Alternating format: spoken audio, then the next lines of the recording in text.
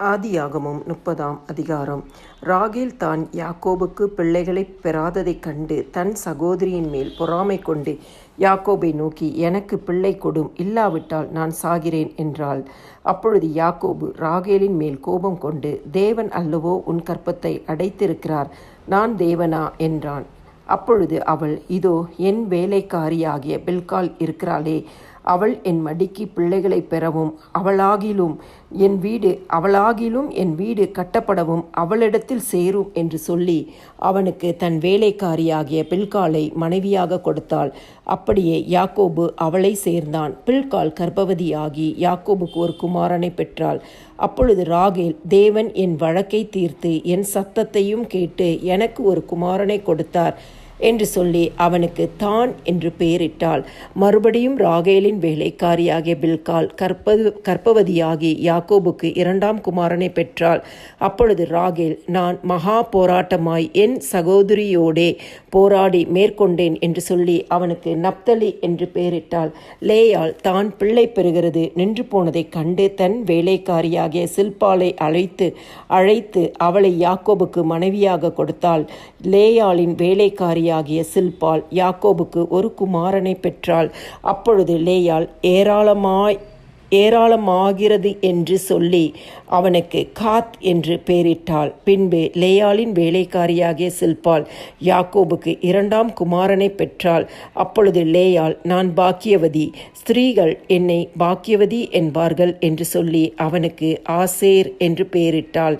கோதுமை அறுப்பு நாட்களிலே ரூபன் வயல்வெளியிலே போய் தூதாயும் கனிகளை கண்டெடுத்து அவைகளை கொண்டு வந்து தன் தாயாகிய லேயாளிடத்தில் கொடுத்தான். அப்பொழுது ராகேல் லேயாளை நோக்கி, உன் குமாரனுடைய தூதாயும் கனியில் எனக்கு கொஞ்சம் தா என்றாள். அதற்கு அவள், நீ என் புருஷனை எடுத்துக்கொண்டது அற்ப காரியமா?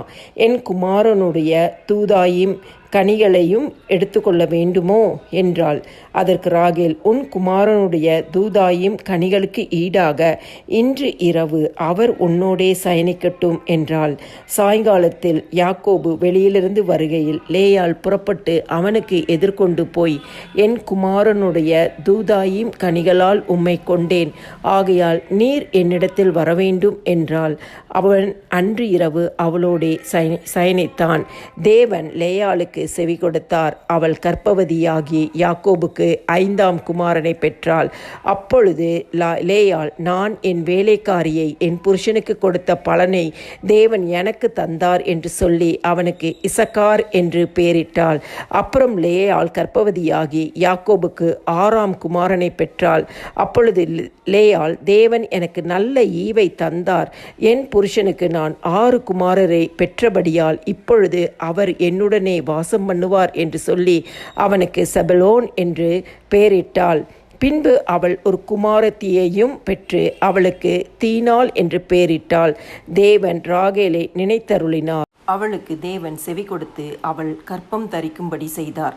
அவள் கர்ப்பவதியாகி ஒரு குமாரனை பெற்று, தேவன் என் நிந்தையை நீக்கிவிட்டார் என்றும் இன்னும் ஒரு குமாரனை கர்த்தர் எனக்கு தருவார் என்றும் சொல்லி அவனுக்கு யோசேப்பு என்று பெயரிட்டாள். ராகேல் யோசேப்பை பெற்ற பின் யாக்கோபு லாபானை நோக்கி, நான் என் ஸ்தானத்திற்கும் என் தேசத்திற்கும் போக என்னை அனுப்பிவிடும். நான் உமக்கு ஊழியம் செய்து சம்பாதித்த என் மனைவிகளையும் என் பிள்ளைகளையும் எனக்கு தாரும். நான் போவேன். நான் உம்மிடத்தில் சேவித்த சேவகத்தை நீர் அறிந்திருக்கிறீர் என்றான். அப்பொழுது லாபான், உன் கண்களில் எனக்கு தயவு கிடைத்ததே ஆனால் நீ இரு, உன் நிமித்தம் கர்த்தர் என்னை ஆசீர்வதித்தார் என்று குறிப்பினால் அறிந்தேன். உன் சம்பளம் இன்னதென்று எனக்கு சொல், நான் அதை தருவேன் என்றான். அதற்கு அவன், நான் உம்மை சேவித்த விதமும் உம்முடைய மந்தை என்னிடத்தில் இருந்த விதமும் அறிந்திருக்கிறீர். நான் வரும் முன்னே உமக்கு இருந்தது கொஞ்சம், நான் வந்த பின் கர்த்தர் உம்மை ஆசீர்வதித்ததினால் அது மிகவும் பெருகி இருக்கிறது. இனி நான் என் குடும்பத்துக்கு சம்பாத்தியம் பண்ணுவது எப்பொழுது என்றான். அதற்கு அவன், நான் உனக்கு என்ன தர வேண்டும் என்றான். யாக்கோபு, நீர் எனக்கு ஒன்றும் தர வேண்டியதில்லை. நான் சொல்லுகிறபடி நீர் எனக்கு செய்தால் உம்முடைய மந்தையை திரும்ப மேய்த்து காப்பேன்.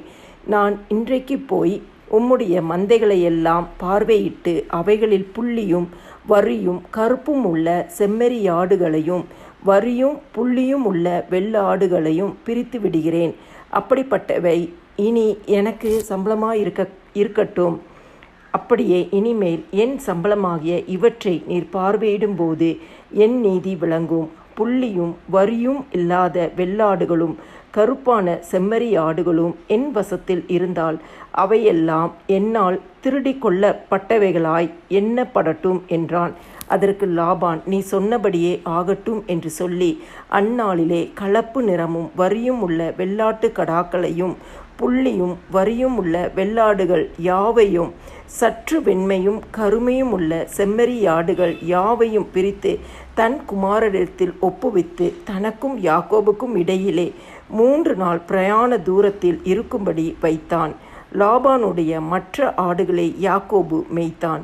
பின்பு யாக்கோபு பச்சையாய் இருக்கிற புன்னை, வாதுமை, அர்மோன் என்னும் மரங்களின் கொப்புகளை வெட்டி இடையிடையே வெண்மை தோன்றும்படி பட்டையை உரித்து தான் உரித்த கொப்புகளை ஆடுகள் தண்ணீர் குடிக்க வரும் கால்வாய்களிலும் தொட்டிகளிலும் ஆடுகளுக்கு எதிராக போட்டு வைப்பான்.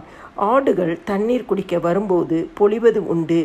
ஆடுகள் அந்த கொப்புகளுக்கு முன்பாக பொழிந்தபடியால் அவைகள் கலப்பு நிறமுள்ளதும் புள்ளி உள்ளதும் வரி உள்ளதுமான குட்டிகளையே போட்டது. அந்த ஆட்டுக்குட்டிகளை யாக்கோபு பிரித்து கொண்டு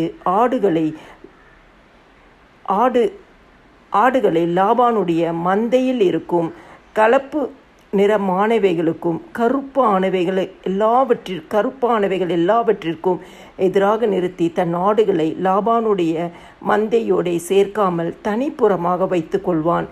பலத்த ஆடுகள் பொழியும் போது அந்த கொப்புகளுக்கு எதிரே பொழியும்படி யாக்கோபு அவைகளை அந்த ஆடுகளின் கண்களுக்கு முன்பாக கால்வாய்களிலே போட்டு வைப்பான்.